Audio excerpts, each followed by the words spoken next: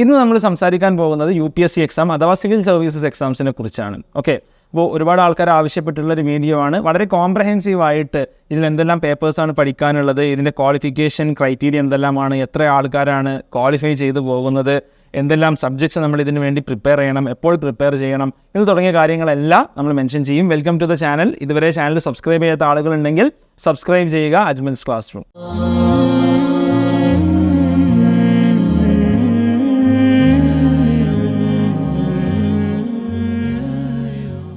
Okay, അപ്പോൾ UPSC exam എന്നുള്ളത് 3 stage എക്സാമാണ്. ഇതിലെ ഫസ്റ്റ് സ്റ്റേജ് എന്നുള്ളത് പ്രിലിംസ് ആണ്, രണ്ടാമത്തെ സ്റ്റേജ് മെയിൻസ്, മൂന്നാമത്തെ സ്റ്റേജ് പേഴ്സണാലിറ്റി ടെസ്റ്റ് അഥവാ ഇൻ്റർവ്യൂ എന്നുള്ളത്.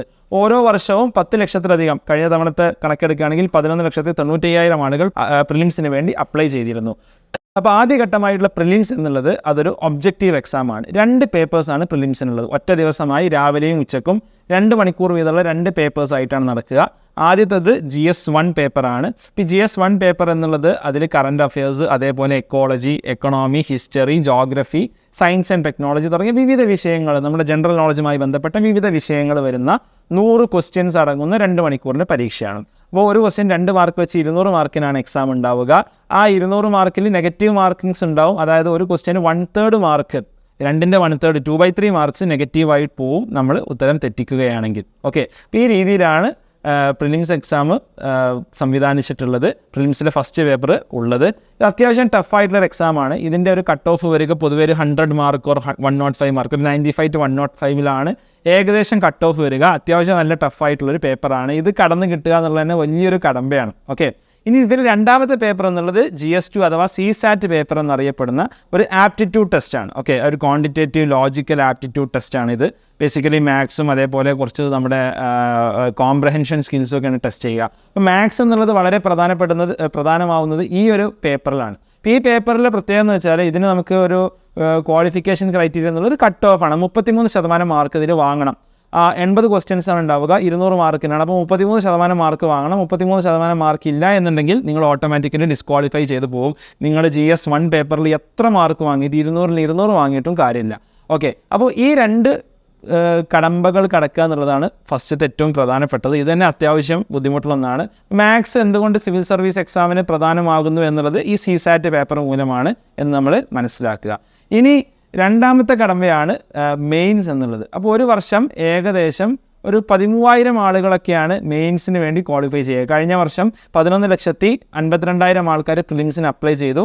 അതിൽ 13,090 ആളുകളാണ് അത് ക്ലിയർ ചെയ്ത് മെയിൻസ് പരീക്ഷ എഴുതുന്നത്. അപ്പോൾ തന്നെ നമുക്ക് മനസ്സിലാവും ഏകദേശം വളരെ ചെറിയൊരു നമ്പർ മാത്രമേ എന്ത് ചെയ്യുന്നുള്ളൂ, ഒരു 1% അല്ലെ 1% അടുത്ത്, അല്ലെങ്കിൽ 1.5% അടുത്ത ആളുകൾ മാത്രമേ ആക്ച്വലി എവിടെ എത്തുന്നുള്ളൂ, മെയിൻസിൽ തന്നെ എത്തുള്ളൂ. അത്രയധികം ആളുകളെ പ്രിലിംസിൽ തന്നെ അവർ ഇറക്കി വിടുന്നുണ്ട്. അപ്പോൾ മെയിൻസ് എക്സാം ഏകദേശം ഒരുപാട് പേപ്പേഴ്സ് ഉണ്ട്.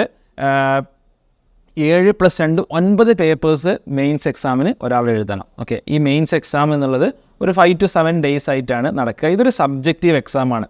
അതായത് നമ്മൾ എഴുതി ഫലിപ്പിക്കണം. അതിൽ ഓരോന്നിനും ഒരു ഒബ്ജക്റ്റീവ് എക്സാം പോലെയല്ല 5ഉം 10ഉം മാർക്കിൻ്റെ ഒക്കെ ക്വസ്റ്റ്യൻസ് ഉണ്ടാവും. അപ്പോൾ അതിൽ paper A and paper B, paper A and paper B language പേപ്പേഴ്സാണ്. പേപ്പർ A ഒരു കമ്പൽസറി ഇന്ത്യൻ ലാംഗ്വേജ് ആണ്. ഏതെങ്കിലും ഒരു ഇന്ത്യൻ ലാംഗ്വേജ് എടുത്താണ് എഴുതേണ്ടത്. 3 അവേഴ്സിൻ്റെ 300 മാർക്കിൻ്റെ എക്സാമാണ്.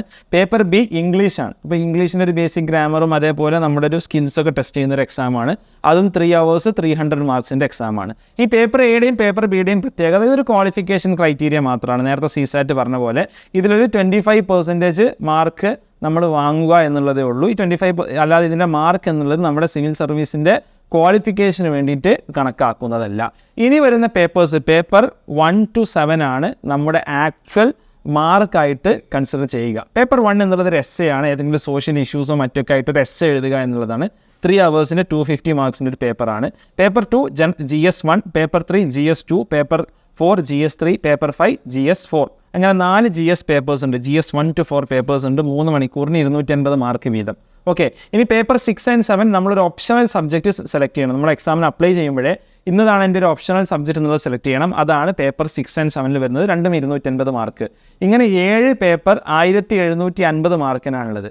അപ്പോൾ ഈ പേപ്പർ 1, പേപ്പർ 2, പേപ്പർ 3 ഇതിങ്ങനെ ഡിഫറെൻറ്റ് പേപ്പേഴ്സ് ആവാനുള്ള കാരണം എന്താണ്, ഓരോ പേപ്പറിനും എന്താണ് ചോദിക്കുന്നത് എന്നുള്ളത് ഞാൻ പറയാം. ജനറൽ സ്റ്റഡീസ് 1 പേപ്പർ എന്നുള്ളത് കൂടുതലും ഹിസ്റ്ററിയുമായി ബന്ധപ്പെട്ടതാണ്. ഇന്ത്യൻ ഹെറിറ്റേജ് ആൻഡ് കൾച്ചർ, അതേപോലെ society, history and geography of the world. ഇതാണ് പേപ്പർ GS 1 വരിക.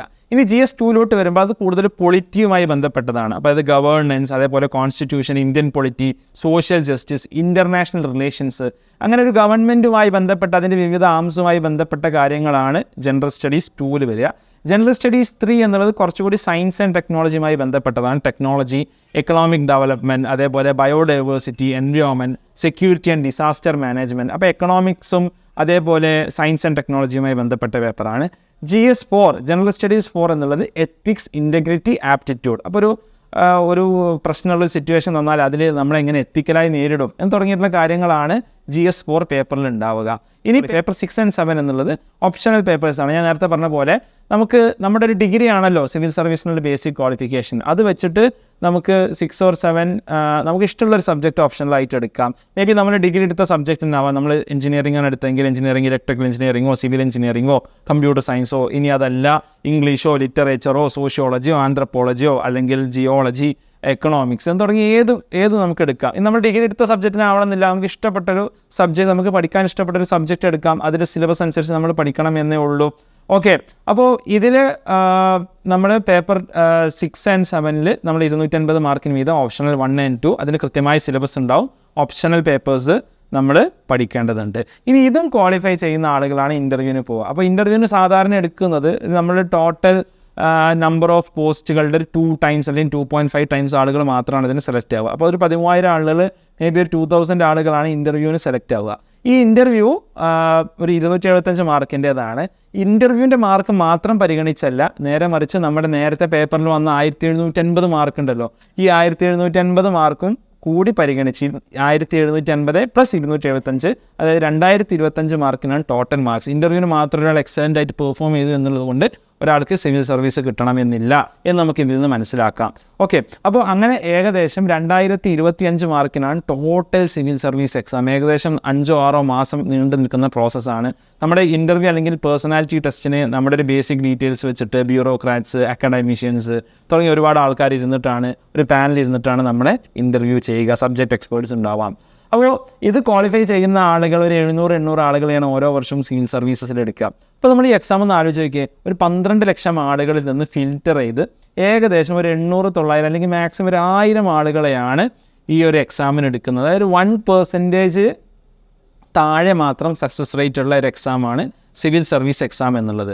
അപ്പോൾ എങ്ങനെയാണ് ഇതിന് പ്രിപ്പയർ ചെയ്യേണ്ടത്? ഇതിന് പ്രിപ്പയർ ചെയ്യേണ്ട ഏറ്റവും ബേസിക് ആയിട്ടുള്ള കാര്യങ്ങൾ ഈ എക്കണോമി, അതേപോലെ history, geography, ecology, science and technology, ഈ വിഷയങ്ങളിൽ നമുക്കുള്ള ഒരു നോളജാണ് ഇതിന് ബേസിക്കലി നമ്മൾ ടെസ്റ്റ് ചെയ്യുന്നത്. അപ്പോൾ ഒരു NCERT ടെക്സ്റ്റ് ബുക്ക്, ഒരു 6th സ്റ്റാൻഡേർഡ് മുതൽ 12th സ്റ്റാൻഡേർഡ് വരെയുള്ള NCERT ടെക്സ്റ്റ് ബുക്കാണ് ഇതിൻ്റെ ബേസിക് ഗൈഡ് ലൈൻ എന്നുള്ളത്. പിന്നെ അതിന് പുറമെ കറണ്ട് അഫയേഴ്സുമായി ബന്ധപ്പെടുത്തി ഇതിന് എങ്ങനെ പഠിക്കാം. അപ്പോൾ ഇതിൻ്റെ പ്രിപ്പറേഷൻ സ്ട്രാറ്റജി മറ്റൊരു വീഡിയോയിൽ ചെയ്യാം. ചാനൽ സബ്സ്ക്രൈബ് ചെയ്യാൻ നിങ്ങൾ മറക്കേണ്ട. ഇത് ഏറ്റവും ഇമ്പോർട്ടൻ്റ് ആയിട്ടുള്ളൊരു കാര്യം എന്താണെന്ന് വെച്ചാൽ ഇതിൽ സക്സസ് റേറ്റ് വളരെ കുറവാണ്. ഇവിടെ ഒരു നീറ്റ് പരീക്ഷ എടുക്കുകയാണെങ്കിൽ 20 ലക്ഷത്തിൽ 1 ലക്ഷം ആൾക്കാർക്ക് MBBS സീറ്റ് കിട്ടും, അല്ലേ? എന്നാൽ ഇവിടെ എന്ന് പറഞ്ഞാൽ 100-ൽ ഒരാൾക്ക് മാത്രമേ ഇവിടെ സിവിൽ സർവീസ് ആക്ച്വലി കിട്ടുന്നുള്ളൂ. 100-ൽ 1000-ൽ ഒരാൾക്ക് മാത്രമേ സിവിൽ സർവീസ് കിട്ടുന്നുള്ളൂ. സക്സസ് റേറ്റ് ഞാൻ നേരത്തെ 1% പറഞ്ഞു, 0.1% സംതിങ് ആണ് സക്സസ് റേറ്റ് എന്നുള്ളത്. അപ്പോൾ ഇതിൽ നമ്മൾ ആക്ച്വലി ഞാൻ പറയുന്നത് നമ്മൾ നല്ലൊരു പ്രൊഫഷൻ എടുത്ത് നമ്മളൊന്ന് സേഫ് ആയതിനു ശേഷം വേണം ഇൻ ജനറൽ നമ്മൾ സിവിൽ സർവീസ് പരീക്ഷ എഴുതാൻ. അപ്പോൾ നല്ലൊരു കോളേജിൽ നല്ലൊരു ഡിഗ്രി എടുക്കുക. ഏതെങ്കിലും ഒരു ഡിഗ്രി എടുത്തല്ല സിവിൽ സർവീസ് എക്സാം എഴുതേണ്ടത്, നല്ല ഡിഗ്രി എടുത്താണ് എഴുതേണ്ടത്. കഴിഞ്ഞ സിവിൽ സർവീസ് എക്സാമിൻ്റെ ടോപ്പ് 10 റാങ്ക്സിന് എടുത്ത് നോക്കുകയാണെങ്കിൽ 4 ആളുകൾ ഡൽഹി യൂണിവേഴ്സിറ്റി പഠിച്ച ആൾക്കാരാണ്, 2 ആൾക്കാർ IIT, 2 ആൾക്കാർ NIT, ഒരാൾ MBBS എടുത്ത ഡോക്ടറാണ്, ഒരാൾ നെറ്റിനും JRFനും വാങ്ങി UGക്കും PGക്കും MG യൂണിവേഴ്സിറ്റിയിൽ നിന്ന് ഫസ്റ്റ് റാങ്ക് വാങ്ങിയ മലയാളിയായിട്ടുള്ളൊരു പെൺകുട്ടിയാണ്. അപ്പോൾ ഇങ്ങനെ ടോപ്പേഴ്സ് ആയിട്ടുള്ള വരുന്ന ആളുകളാണ് സിവിൽ സർവീസിന് പോകുന്നത്. അപ്പോൾ നിങ്ങൾക്കുള്ള സംശയങ്ങളും മറ്റു കാര്യങ്ങളൊക്കെ താഴെ ചോദിക്കാം. ഞാനതിന് സമയാനുസൃതം ഞാൻ റിപ്ലൈ നൽകുന്നതാണ്. Thanks for watching this video. നിങ്ങൾക്ക് ഇഷ്ടപ്പെട്ടെങ്കിൽ കമൻറ്റ് ചെയ്യുക, നിങ്ങളുടെ സംശയങ്ങൾ ചോദിക്കുക, അതേപോലെ നിങ്ങളുടെ ഫ്രണ്ട്സുമായിട്ട് ഷെയർ ചെയ്യുക. ബൈ.